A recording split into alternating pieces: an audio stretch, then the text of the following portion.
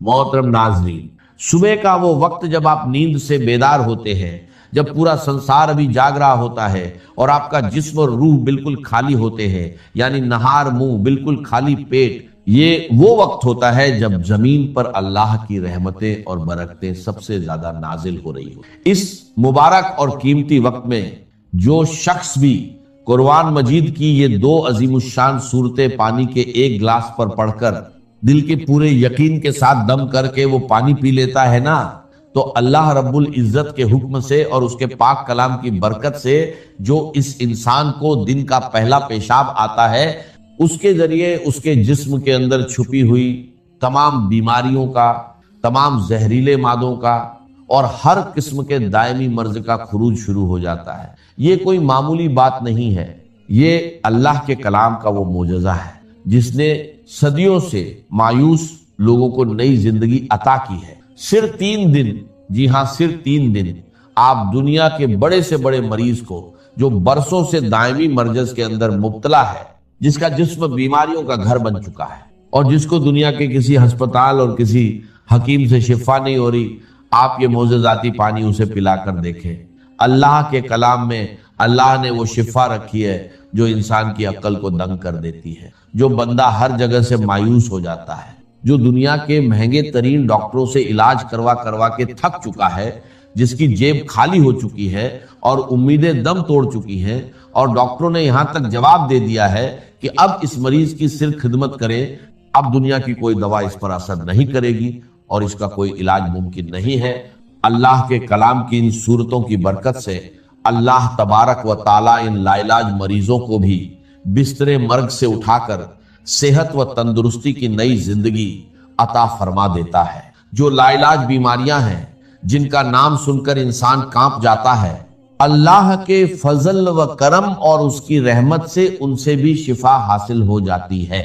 अगर आप मेरी बताई हुई तरतीब के मुताबिक इस अमल को करते हैं, इन सूरतों को पढ़ते हैं, तो इनकी बरकत पहले ही दिन से, बल्कि पहली ही खुराक से आपको नसीब होना शुरू हो जाती है।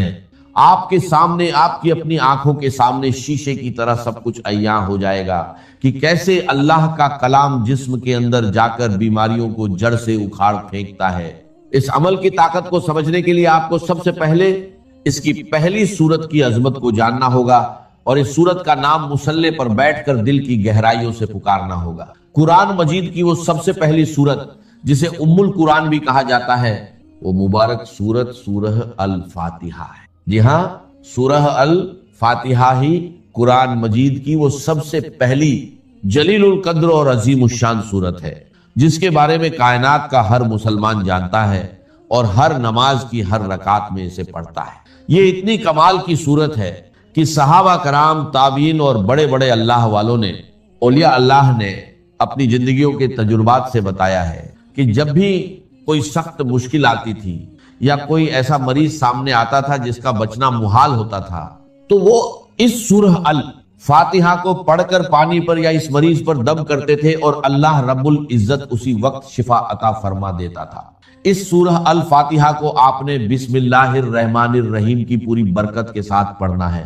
ये वो सूरत मुबारका है जो मक्का मुकर्रमा और मदीना मुनव्वरा दोनों जगह नाजिल हुई, यानी ये कुरान पाक की वाहिद सूरत है जो 2 बार नाजिल हुई है। आप खुद अपनी अक्ल से सोचें कि इस सूरह अल फातिहा का मकाम, इसकी फजीलत और इसकी अहमियत अल्लाह की नजर में किस कदर ज्यादा होगी कि अल्लाह ताला इसे 1 बार नहीं बल्कि 2 बार नाजिल फरमा रहा है। किसी भी कलाम की अजमत का पता हमेशा कलाम करने वाले की अजमत से लगता है। इस यूनिवर्सल कायदे की बुनियाद पर अगर आप अंदाजा लगाएं तो कुरान पाक एक ऐसा मुअज्जम, मुबीन और लारैब कलाम है कि पूरी कायनात में इसके मिसल किसी इंसान, किसी जिन या किसी मखलूक का कलाम हो ही नहीं सकता, क्योंकि ये किसी इंसान की सोच नहीं, ये खुद कायनात के खालिक और मालिक का कलाम है। इस कलाम रब्बानी में दुनिया और आखिरत के सारे उलूम, सारी हिकमतें और जिस्म व रूह की तमाम बीमारियों का इलाज मौजूद है। एक बहुत बड़े अस्पताल के डॉक्टर खुद बता रहे थे कि हमारे आईसीयू में जहां मरीज जिंदगी और मौत की कशमकश में होते हैं और वेंटिलेटर पर पड़े होते हैं, वहां हमने एक तजुर्बा किया کہ قرآن مجید کی ان صورتوں کی تلاوت کو، خصوصاً سورہ الفاتحہ کی تلاوت کو ہلکی آواز میں چلا دیا۔ آپ یقین کریں کہ صرف اس کلام کو سننے کی برکت سے اللہ تبارک و تعالیٰ نے ان مریضوں کے دل کی دھڑکنوں کو ترتیب دی اور ان کو ایسی شفا عطا فرما دی کہ جو میڈیکل سائنس کی تاریخ میں ایک معجزہ بن گیا۔ اب اس عمل کی مکمل تفصیل، اس کا طریقہ کار اور اس کی ترتیب کو اپنی زندگی کا سب سے قیمتی سرمایہ سمجھ کر بہت زیادہ توجہ اور دھیان کے ساتھ سماعت فرمائیں۔ یہ وہ صورتیں اور وہ وظیفہ ہے جو ساری زندگی آپ کے کام آئے گا، آپ کے بچوں کے کام آئے گا اور آپ کے گھر سے بیماریوں کا ہمیشہ کے لیے خاتمہ کر دے گا۔ بس آپ نے اس کی ترتیب کو اچھے طریقے سے ذہن نشین کرنا ہے اور اسی کے مطابق عمل کرنا ہے، بالکل ایک لفظ بھی آگے پیچھے کیے بغیر اور بتائی گئی تعداد اور عدد کی بھی کمی بیشی کیے بغیر آپ نے اسے پڑھنا ہے، کیونکہ وظائف میں تعداد کی وہی اہمیت ہوتی ہے جو کسی تالے کو کھولنے کے لیے اس کی چابی کے دندانوں کی ہو۔ تو سب سے پہلے آپ نے اس عمل کے شروع میں پورے دل کی عاجزی کے ساتھ 7 مرتبہ درود پاک پڑھنا ہے۔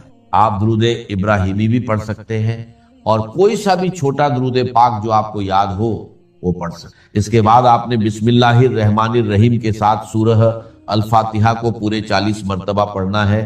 یاد رہے کہ ہر مرتبہ پوری سورت بسم اللہ کے ساتھ پڑھی جائے گی، یعنی آپ نے ہر بار پڑھنا ہے بسم اللہ الرحمن الرحیم، الحمدللہ رب العالمین، الرحمن الرحیم، مالک یوم الدین، ایاک نعبد و ایاک نستعین، اہدنا الصراط المستقیم، صراط الذین انعمت علیہم غیر المغضوب علیہم ولا الضالین، آمین۔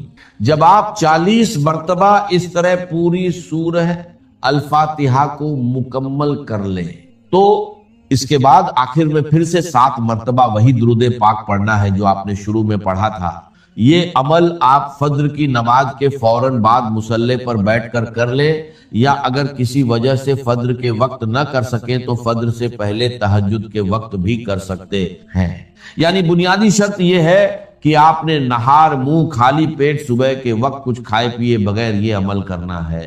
اگر آپ کو پیاس لگی ہو تو سادہ پانی پینا چاہیں تو پی سکتے ہیں، لیکن کسی بھی قسم کی غذا کھائے بغیر جب آپ بالکل خالی پیٹ یہ عمل کریں گے تو اس کلام کی تاثیر آپ کے خون کے ایک ایک قطرے میں رچ بس جائے گی اور اس کی روحانی طاقت بہت زیادہ بڑھ کر ملے۔ اس وقت کی ایک اور بڑی فضیلت یہ ہے کہ صبح کے وقت اللہ کے نوری ملائکہ یعنی رات کے فرشتے اور دن کے فرشتے زمین پر ایک جگہ اکٹھے ہو رہے ہوتے ہیں اور اللہ کی رحمتیں اور انوارات خوب زیادہ برس رہے ہوتے ہیں۔ اسی لیے یہ وقت دعا کی قبولیت اور وظائف کی تاثیر کے لیے سب سے زیادہ اہم اور قیمتی مانا جاتا ہے۔ اس کے بعد دوسرے نمبر پر آپ نے قرآن مجید کی وہ عظیم الشان سورت پڑھنی ہے جسے خود سرور کائنات صلی اللہ علیہ وسلم نے قرآن کی زینت اور قرآن کی دلہن کہا ہے، یعنی سورہ الرحمن۔ یہ قرآن پاک کی وہ خوبصورت سورت ہے جس سے ہر مسلمان کو ایک دلی محبت اور لگاؤ ہے، اور تاریخ کے بڑے بڑے اولیاء اللہ اور اللہ والوں نے اس سورت کو ہمیشہ اپنے روزمرہ کے ورد اور وظائف میں رکھا ہے۔ اس سورت کی برکات کے بارے میں بزرگ فرماتے ہیں کہ یہ سورت پڑھنے والا بندہ دنیا میں کبھی کسی کا محتاج نہیں ہوتا، اللہ اس کے رزق کے دروازے کھول دیتا ہے اور بڑی سے بڑی موجی بیماریاں بھی کبھی اس کے اور اس کے گھر والوں کے قریب نہیں آتی۔ اس سورت کو بھی آپ نے اسی طرح اول و آخر درود پاک کے ساتھ پڑھنا ہے جیسا کہ میں نے پہلے بتایا۔ اگر آپ نے شروع اور آخر میں 7 مرتبہ درود پاک پڑھا ہے تو اس سورہ الرحمن کے ساتھ بھی آپ نے اتنی ہی تعداد رکھنی ہے تاکہ عمل کی تال میل برقرار رہے۔ حضور علیہ الصلوۃ والسلام نے ایک بار اپنے پیارے صحابہ کرام کے سامنے اس پوری سورت کی تلاوت فرمائی تو صحابہ اکرام بڑے ادب اور خاموشی کے ساتھ سر جھکائے سنتے رہے۔ اس پر آپ صلی اللہ علیہ وسلم نے مسکرا کر فرمایا کہ تم سے اچھے تو جنات ہیں، کیونکہ جب میں رات کو جنوں کی وادی میں گیا اور ان کے سامنے اس سورت کی تلاوت کی تو جب بھی میں اس آیت پر پہنچتا تھا کہ فَبِأَيِّ آلَاءِ رَبِّكُمَا تُكَذِّبَانِ، یعنی اے جنوں اور انسانوں کے گروہ تم اپنے رب کی کون کون سی نعمتوں کو جھٹلاؤ گے، تو وہ جنات تڑپ اٹھتے تھے اور وجد میں آ کر کہتے تھے کہ اے ہمارے رب، ہم تیری کسی بھی نعمت کی ناشکری نہیں کرتے اور تمام تعریفیں تیرے ہی لیے ہیں۔ یہ سورت ہر قسم کی جسمانی، روحانی اور مالی حاجت روائی کے لیے دنیا کی سب سے بڑی اور بہترین اکسیر کا درجہ رکھتی ہے۔ اب آپ نے اس پانی پر دم کرنے اور اس کو استعمال کرنے کا طریقہ بھی بہت غور سے سمجھنا ہے تاکہ کوئی غلطی نہ ہو۔ آپ نے عمل شروع کرنے سے پہلے ہی اپنے پاس پانی کی ایک بڑی بوتل جو کہ 1.5 لیٹر یا کم سے کم 1.25 لیٹر کی ہو، اچھے طریقے سے صاف ستھری بھر کر اپنے سامنے رکھ لینی۔ جب آپ دونوں صورتوں کا یہ مبارک عمل پوری توجہ، یکسوئی اور تعداد کے مطابق مکمل کر لیں تو اس بوتل کا ڈھکن کھول کر اس پانی کے اوپر 3 مرتبہ گہرا پھونک مار کر دم کر دیں۔ اس دم کیے ہوئے معجزاتی پانی کو آپ نے دن میں 3 ٹائم لازمی استعمال کرنا ہے، اور اگر گھر میں کوئی دوسرا مریض ہے تو اسے پلانا ہے۔ اس کی ترتیب یہ ہوگی کہ ایک حصہ صبح نہار منہ پینا ہے، دوسرا حصہ دوپہر کو کھانے سے پہلے یا بعد میں، اور تیسرا حصہ رات کو سونے سے پہلے پینا۔ اگر مصروفیت کی وجہ سے یا کسی مجبوری کی وجہ سے 3 ٹائم پینا ممکن نہ ہو تو کم سے کم دن میں 2 ٹائم یعنی صبح اور شام تو آپ نے اسے لازمی پینا ہے۔ اگر آپ خود کسی تکلیف یا بیماری میں مبتلا ہے تو یہ پانی خود بھی پیئے، اور پینے کے بعد تھوڑا سا پانی اپنے ہاتھوں پر لگا کر ان ہاتھوں پر دم کر کے اپنے پورے وجود پر سر سے لے کر پاؤں تک اچھے طریقے سے پھیر لیں جہاں جہاں آپ کو تکلیف محسوس ہوتی ہے۔ اگر آپ یہ عمل پورے یقین کے ساتھ صبح کے وقت کریں گے تو اللہ کے فضل سے دوپہر تک اس کے حیرت انگیز اثرات اور اس کا بہترین رزلٹ آپ کی اپنی آنکھوں کے سامنے ہوگا، اور آپ کا جسم خود کو ہلکا پھلکا محسوس کرے گا۔ اگر آپ کی کوئی ایسی بیماری ہے جس کے لیے آپ ڈاکٹر کی دوا کھا رہے ہیں لیکن وہ دوا آپ کے جسم پر اثر نہیں کر رہی تو مایوس نہ ہو، اس عمل کی برکت سے وہ دوا بھی اللہ کے حکم سے تیرے بہدف کام کرنا شروع کر دے گی اور بیماری جڑ سے ختم ہو جائے گی۔ یاد رہے کہ اللہ کا کلام سچا ہے اور اس کا وعدہ حق ہے۔ بس ضرورت اس بات کی ہے کہ جب آپ پڑھنے بیٹھیں تو آپ کے دل میں رائی کے دانے برابر بھی شک نہیں ہونا چاہیے، کیونکہ شک عمل کے اثر کو ضائع کر دیتا ہے۔ پورے توکل اور یقین کے ساتھ جب آپ اس پانی کو اپنا معمول بنا لیں گے تو آپ خود دیکھیں گے کہ کیسے آپ کے دن بدلتے ہیں، کیسے آپ کے گھر سے بیماریاں، پریشانیاں اور ناچاکیاں دور ہوتی ہیں، اور اللہ کی رحمت کا سایہ آپ کے پورے خاندان پر قائم ہو جاتا ہے۔ جب اللہ کے دین کو قائم کرنے کی جدوجہد اس مرحلے پر آ جائے کہ اب باطل کے ساتھ ٹکراؤ ہے اور اب چاہیے کہ ساری قوت ایک مرکز پر جمع ہو جائے، ہجرت فرض کر دی گئی، وہ ہجرت گھر بار چھوڑ کر، اہل و عیال کو چھوڑ کر، اور مکے کے بھیڑیوں کے رحم و کرم پر چھوڑ کر اپنے گھر والوں کو، جو لوگ ہجرت کر کے آئے، حکم تھا۔ ہجرت مدینہ فرض تھی، ہجرت حبشہ فرض نہیں تھی، صرف اجازت تھی کہ جن سے سختیاں نہیں جھیلی جا رہی مزید وہ چلے جائیں۔ تو ہجرت کا یہ ابتدائی نقطہ، انتہا یہ جہاد، المجاہد من جاہد نفسہ، جہاد تو یہاں سے شروع ہو گیا، اپنے نفس کے خلاف جہاد کرنا۔ صبح نفس نے کہا بھی سو جاؤ، آپ نے نفس کی بات کو رد کیا، اپنا کمبل اٹھا کے پھینکا، اٹھے، وضو کیا، نماز کے لیے آپ مسجد چل دیے، آپ نے جہاد کیا نفس کے خلاف۔ یہ افضل الجہاد ہے، اور سب سے چوٹی اوپر یہ ہے کہ جب وہ حق و باطل کی جنگ ہو تو جان ہتھیلی پر رکھ کر میدان میں حاضر ہوتا۔ اسی طرح یہ جو شرک فی الاطاعت ہے، میں نے آپ کو اس کی ابتدا بھی بتا دی انفرادی سطح پر۔ افرأیت من اتخذ الہہ ہواہ افانت تکون علیہ وکیلا، کیا تم نے غور کیا اس شخص کی حالت پر جس نے اپنی خواہش سے نفس کو اپنا معبود بنا لیا، الہ بنا لیا، کہہ رہا ہے لا الہ الا اللہ، لا الہ الا اللہ، لیکن الہ تو اس کا نفس ہے۔ اب اس کو انتہا پر لے جائیے۔ عہد حاضر کا سب سے بڑا شرک، سب سے بڑا شرک، سب سے بڑا شرک عوامی حاکمیت کا تصور ہے۔ حاکم اللہ کے سوا کوئی نہیں، ان الحکم الا للہ۔ ظاہر بات ہے فرعون نے اگر دعویٰ کیا تھا میں تمہارا خدا ہوں، انا ربکم الاعلی، تو کیا اس کا مطلب یہ تھا کائنات میں نے پیدا کی ہے، تمہیں میں نے پیدا کی ہے؟ ذرا سوچیے، کیا وہ بزرگ موجود نہیں ہوں گے جنہوں نے اسے دیکھا ہو کہ آج اس کی ولادت ہوئی تھی، کل اس کی کوئی اور سری بنی ہوئی تھی؟ یہ کیسے دعویٰ کیا تھا؟ میرا حکم چلے گا، میں نہیں جانتا، الیس لی ملک مصر، مصر کی حکومت میری ہے کہ نہیں؟ یہ دعویٰ تھا، یہ خدائی کا دعویٰ۔ کسی زمانے میں وہ فرد ہوتے تھے، نمرود ہوتے تھے، نماردہ، فراعنہ۔ جمال عبد الناصر نے نعرہ لگایا تھا نحن ابناء الفراعنہ، بڑے فخر کے ساتھ ہم فرعونوں کی اولاد۔ اور صدام نے لگایا تھا نعرہ نحن ابناء النماردہ، ہم نمرودوں کی اولاد۔ عراق کے بادشاہوں کا لقب نمرود تھا اور مصر کے بادشاہ فراعنہ تھے، فرعون تھے۔ زمانے کا جب ارتقا ہوا ہے اور اس میں فیصلہ کن کام جو ہے وہ حضور نے صلی اللہ علیہ وسلم جب حضور کی حیات طیبہ کے بعد خلافت انفرادی سے اجتماعی ہو گئی. جب تک نبوت جاری تھی نبی ہی خلیفہ ہوتا تھا اللہ کا. اس کی ہاٹ لائن اللہ کے ساتھ وحی کی لگی ہوئی ہے.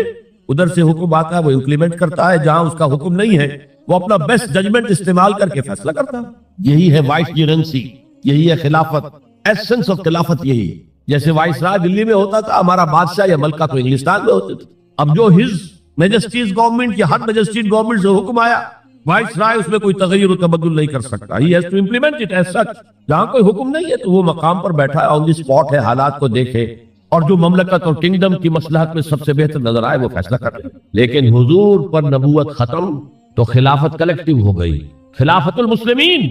اگرچہ شروع میں امیر المومنین کہا جاتا تھا, کچھ عرصے کے بعد خلیفت المسلمین یہ اصطلاح جو ہے وہ عام. اسی طرح انفرادی ملوکیت کی بجائے اجتماعی ملوکیت کا تصور جو ہے شیطان نے پٹی پڑھائی.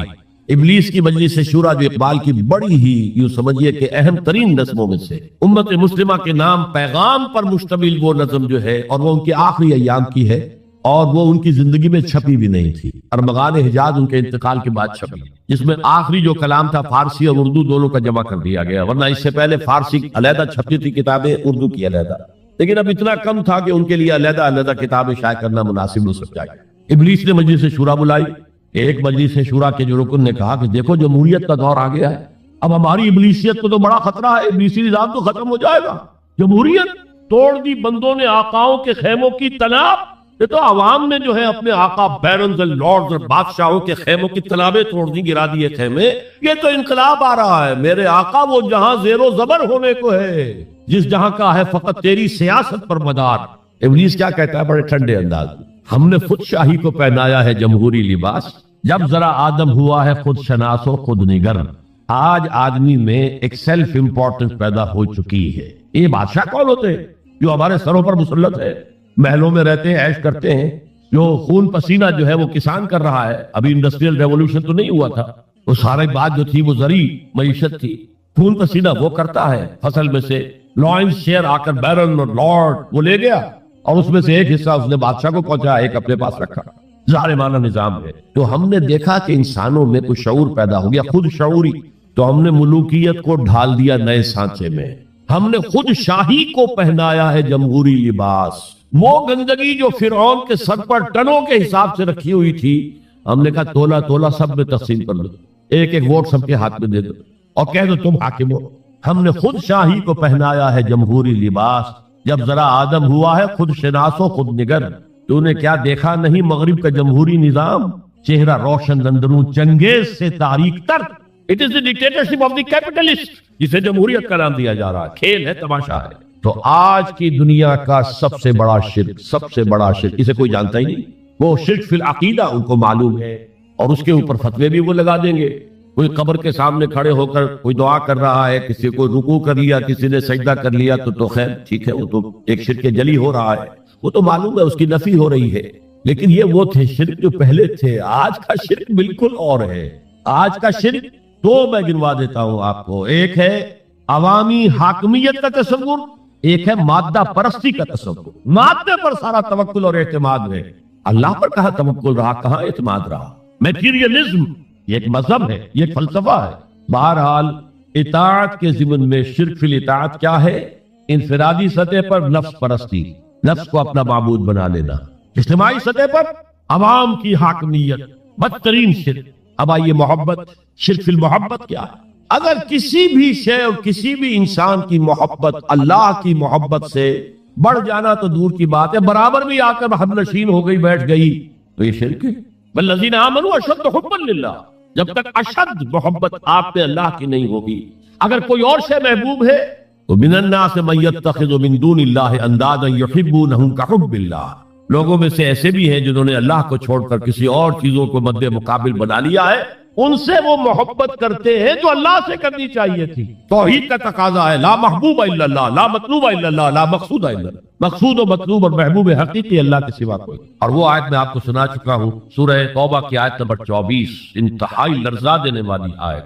قل ان کان آباؤکم وابناؤکم واخوانکم وازواجکم وعشیرتکم واموال اقترفتموها وتجارۃ تخشون کسادها ومساکن ترضونها احب الیکم من اللہ ورسولہ وجہاد فی سبیلہ فتربصوا حتی یاتی اللہ بامرہ واللہ لا یہدی القوم الفاسقین.